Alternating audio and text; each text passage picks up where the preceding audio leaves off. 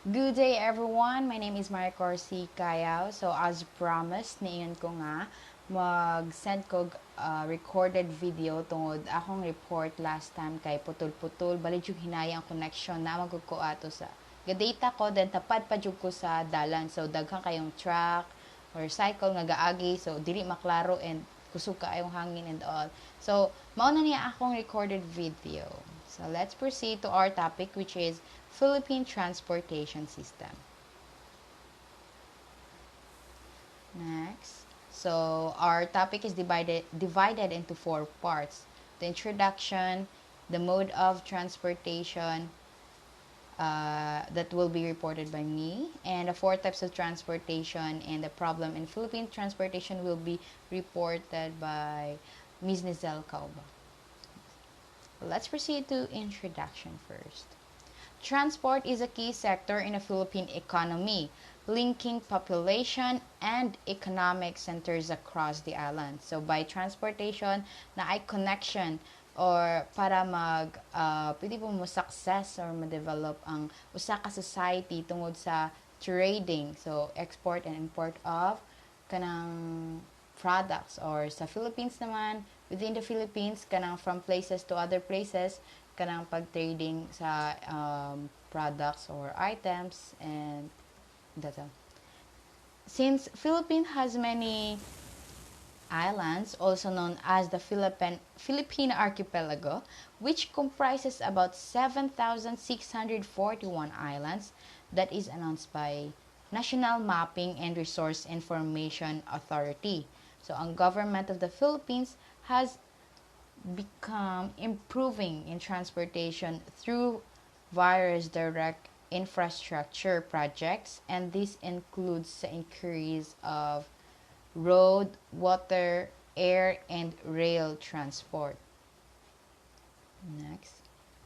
So water transport plays an important role due to the archipelagic nature of the country, but road transport is far by dominant subsector, accounting 98% sa passenger traffic or road transport, and 58 of cargo traffic or sa water transport. We have poor transportation system in the Philippines since we are surrounded by seas and mountains. Also, ang government kay wala nihatag or nialat og enough budget para ma-improve ang mga infrastructure nga related sa transportation. But in 2017, under sa administration ni President Rodrigo Duterte, na ay Build program. So, ang program is to seek, or ang purpose ani is to accelerate infrastructure spending or ma-improve ang infrastructure related in transportation o maka-create jobs and improve the lives of the Filipino. Next. So, a Philippine is clustered into 3 major parts or major island groups, such as ang Luzon, Visayas, and Mindanao. To transport goods, animals, and also humans, we use katong road, water, air, and rail transport. On the study, so mauto ang water transport kay 98%, 58%, and then 98% sa road transport. So due to lack of sustainable financing, the level of service has not been sufficient for the transport infrastructure has been developed and spread across the country. 215,000 kilometers of roads, 1,300 for public and private ports, 215 for public and private airports. So, ang level of service kuno kay dili sufficient tungod kay sa kakulangan sa sustainable financing.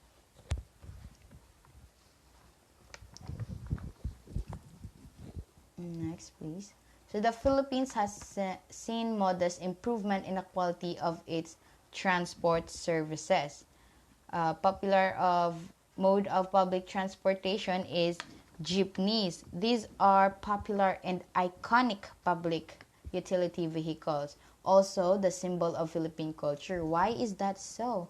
Nganong jeepney man ang symbol of Philippine culture? It's because ang owner kay creativity nga pag-design or nihatag jug effort kanang colorful gani kayo, vibrant colors ang ilang disenyo sa ilang silang jeepneys. Also, these public transportation kay gamay ra jud imuhang pamasahe or cheaper compare sa iban. But a large part of the road network remains in poor condition and intermodal integration is generally weak because dili enough ang financial resources nga available for maintenance sa mga roads, also lacking of institutional capacity of agency nga responsible for road maintenance. In addition to that, ang overloading trucks also contributes sa low quality of the road network. So maong naay standard WIM solutions or weight in motion that are designed to capture the actual weight and the gross weight sa usa ka truck. Next, please. Let's proceed to mode of transportation. First, the kalesa or kalesa. So, muna, ang kalesa nga si is English and K is Tagalog. It is a two-wheeled horse-drawn carriage. It is commonly vividly painted and decorated. It was a primary mode of public and private transportation during the colonial era of the Philippines, though in modern times, they largely only survive as tourist attractions. So, kung makakita kag same jud ana sa kanang naas picture nga makita nimo sa left side sang slide, kuha na siya. Ang tawag ana is kalesa. That is vividly painted and decorated. So sa una, ang gamit sa kalesa used in smaller urban and rural areas as public transportation. Karon kay these mode of transportation are only survive as tourist attraction. Actually, ang kalesa makita ni sa una katong face to face pa ang klase, makita nimo ni siya sa boulevard kanang mao na siya dira. Next, please. Second is taxis. They are regulated by the Department of Transportation or DOTR, the Land Transportation Office or LTO, and the Land Transportation Franchising and Regulatory Board or LTFRB. The taxicabs, they vary from models and uses. Most taxicabs have yellow-colored license plates, taxi signs, LTFRB registration number, and taximeter. Ang taximeter is divided into three main criteria. So, mauni siya ang ga-calculate sa imuhang ibayad sa driver. These are ang main criteria is ang initial fee nimo, ang per mile or per kilometer nga fee, also naapod wait time fee. Next, we have na-improve naman ang atong transportation. So, and also katong mga medium, like katong taxis, nag-improve na siya into Grab and Uber. So, ang Grab and Uber are the ride-hailing apps. So, these are smartphone-based taxi booking and dispatching service. Mugamit siya kag mo to smartphone to book or dispatch service. So, dili na ka kanang mo atang o mo para jud. So, mo-book na sa imong smartphone. And, kana makita ni mga taxi sa Dumaguete kay they are rented. Kaya wala may kwan. So, next please. Walay taxi jud sa Dumaguete. So, pwede rentahan ang taxi. So, in the Top Gear Philippines 2021, ilang gi-compare kung unsay mas cheap nga gamiton o as public transportation. So first we have Uber, then Grab, and Taximeter.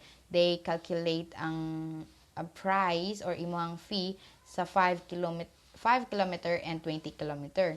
So, in Philippines, naa ikatulo. So, mas mahal ang Uber compare sa taxi and mas mahal ang taxi compare sa Grab. That is in 5 kilometer. And then, sa 20 kilometer naman, mas mahal gihapon ng Uber compare sa taxi, and then mas mahal ang taxi compare sa Grab. So, overall, mas cheap jud ang Grab na gamiton. So, here is the list of areas where taxicabs are available. In Luzon, we have in Metro Manila, Baguio, Ilocos Norte, Clark Freeport Zone, Subic Bay Freeport Zone, City of Naga, Legazpi City, Albay, Puerto Princesa, Palawan.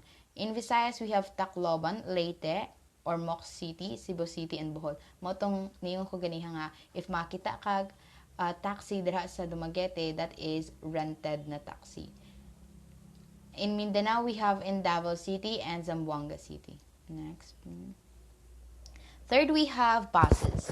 Buses are most common means for people to move around the world, and the primary reason for this is their flexibility. Unlike trains that require rails, buses can alter their path, and new route can easily be launched with minimal investments. So buses are important mode of transportation.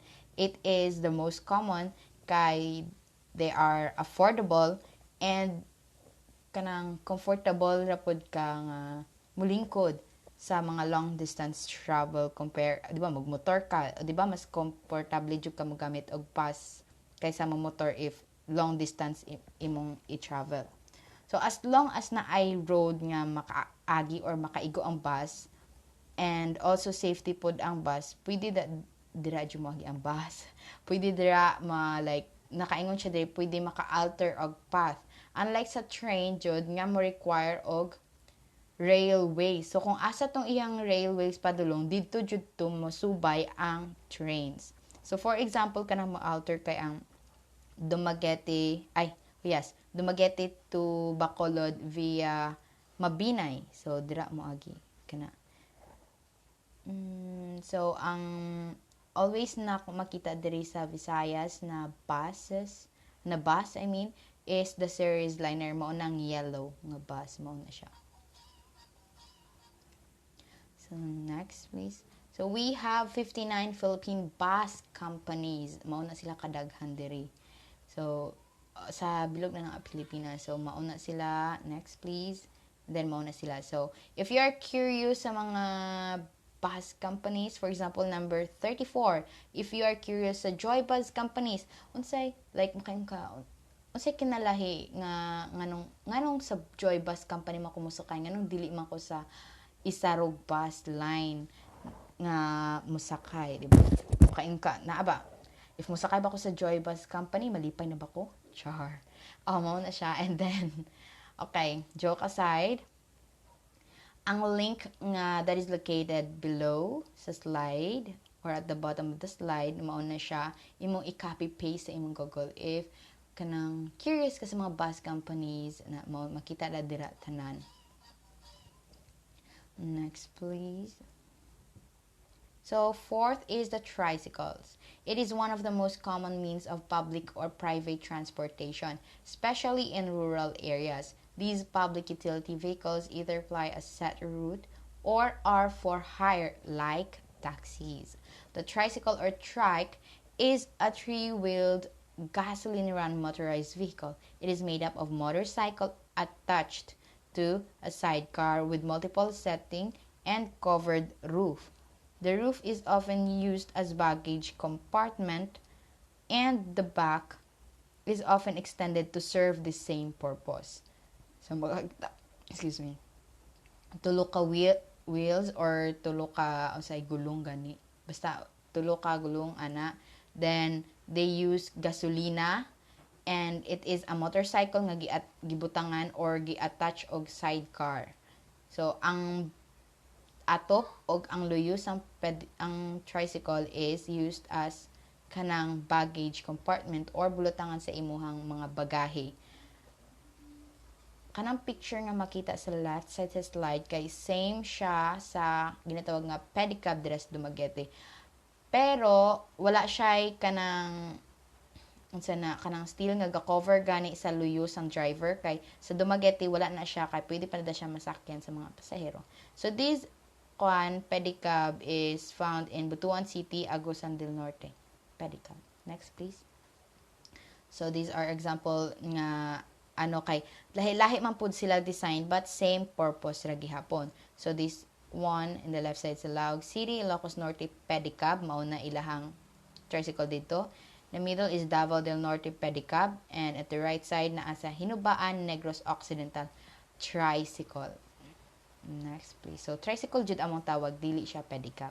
So number 5, pedicabs. The pedicab is a mixture the words pedal referring to how the bike is powered and cab referring to the sidecar that ferries people.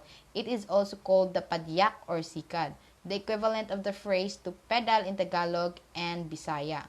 Another name is tricycad in Bisaya, referring to the number of its wheels. So, tawag nila is tricycad, padyak, or sikad. Then, dras bayawan, sa una, ang tawag na is potpot.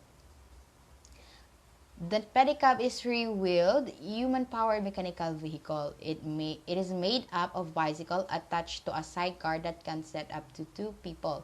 These may come with a roof for both the driver and the passengers or none. Naisubon. Or none. It can set at most 4 people. So, ang pedicab, tulog gihapon kagulong, but wala siya ga-use og gasolina. So, wala siya ga-use gasolina, ang driver mo bike hantod mo abot siya sa iyahang destination. So mo work jud kaayo ang mas kapoy man ang pedicab or tricycad compare sa motorcycle nga imuha ra siyang strike ang pedal then gasolina mo work na after ana. These are bicycle nga gibutangan pod og sidecar para dira mo pungko ang mga pasahero. Next please. So let's compare ang tricycle and pedicab. So kaya murag maumao man sila. So let's compare. Ang tricycle and pedicab, they are same, tulo ka gulong, they are same nga naay sidecar, but lahi sila kay ang tricycle kay gasoline run motorized vehicle, and then ang pedicab is human powered mechanical vehicle. Mo nag-explain na to nako ganiha. It is made up of motorcycle attached to a sidecar with multiple setting and covered roof. Ang pedicab is made up of bicycle attached to a sidecar that can set up to 2 people. So bicycle attach a sidecar, motorcycle nga gi-attach og sidecar. The roof is often used as a baggage compartment, mao na the roof or ang saluyo sang tricycle. But ang pedicab kay pwede ra wala roof ang driver, pwede ra nga ang roof kay sa passenger lang din. Dili po di mo butangan nga dagko kayong bagahe ang pedicab. Kay of course gamay ra jud kayo ang pedicab or basta dili siya makadala if dagko na kayong mga bagahe imong ibutang dito. So the pedicab is mixture the word pedal referring to how the bike is powered and cab referring to the sidecar. So ang question is ngano ang motorized vehicle kay ang tawag dira sa Dumaguete pedicab. So ngano? So nangutan ako sa mga classmate nako nga taga Dumaguete. So daw ilang unison laman ang ilahang tubag jud. Same, and ang ilang tubag is mauna daw ang ilahang naandan. Mauna siya. So, based on the Dumaguete.com and DINS, pedicab means or comes from the origin where a bicycle and a human power is used to strike the pedals hard. Mauna siya. Like, human powered with bicycle, then strike ang pedal. So, terminology ra jud kay ang sa uban, kay ang bicycle, kay motorcycle man ang sa ubang places. Nalimot ko kung asa basta mauna terminology ra jud na sa. Next please. So 6 is the jeepneys. Jeepneys are famously characterized by their vibrant, multicolored paint jobs and flashy decor, locally referred to as a jeepney or jeep. This interesting looking vehicle is an affordable mode of public Philippine public transport with designated routes which are usually painted on their sides or displayed on their windshields. Jeepneys stop anywhere along the way to pick up or let off passengers. So, akong ingon ganiha, jeepneys are the symbol of the Philippine cultures kay tungod sa ilahang vibrant, multicolored paint job and flashy decor nga gigama sa usaka sa owner. So, murag kanya-kanya silang trip kung unsay patsada og jeepneys or jeep. And also, it is an affordable mode of public transport. So, if first time ka musakay og jeepneys, dili jud ka sa talang or unsa ba? Basta talang. Kay nga no naay kwan, ang ruta nila kay naa nakapintal dira sa side sa jeep or makita na nimo sa windshield na ay cardboard dira, for example Sibulan to Dumaguete or Dumaguete to Bahumpandan. And naapoy dira sa Dumaguete na ay jeepneys and naapoy ginatawag nga easy ride. So these are unsay kinalahi nila, same ra sila purpose to transport. Ang kinalahi ra jud is their physical kanang appearance. So, let's compare sa, let's say, ang front gani, like, let's say nga, ilahang nose. So, ang jeepneys kay mas taas, so, mas taas sila ilong or nose, no? And then, ang easy ride, so, maoto yung mga pango. Mauna sila. Kaya nga, compare, ilang tawa na jud na ninyo dira sa Dumaguete or kung asa ninyo makita na, kaya diba, mas taas jud kanang sa front gani amo nang nose amo na kung giingon akong gi-compare sa nose ng tawo. So but same ra sila gihapon nga purpose. So same as sa bus, pwede pod mo pick up or mo let off passenger ang jeepneys. Next please. So 7, the major airlines. So, Philippine Airlines, Cebu Pacific Air, and Air Philippines serve 4 domestic routes, which several smaller airlines offer flights to and from selected destinations. Rates are higher than sea travel, but most airlines offer discounts to those traveling with single-hand carry-on baggage. So, Philippine has 12 international airports and has more than 20 major and minor domestic airports serving the country. So, ang main international gateway to the Philippines is ang Ninoy Aquino International Airport or the Manila International Airport that is located sa city of Pasay and Parañaque. Another is ang Clark International Airport or ginatawag sa unang Diosdado Macapagal International Airport that is located sa province of Pampanga. Next. So that would be all for my part in this Philippine public transportation. Thank you and have a good day, everyone.